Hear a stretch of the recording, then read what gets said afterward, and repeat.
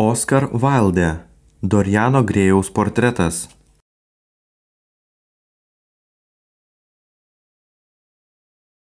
Romane nagrinėjama dvigubo gyvenimo tema. Knygos tikslas yra demaskuoti bevertį išorinį grožį, parodyti jo tuštumą. Kūrinys atskleidžia jautrumo, nuoširdumo ir tikrumo svarbą tiek romane, tiek realiame gyvenime. Dorianas Grėjus amžinai jaunas ir amžiams prakeiktas.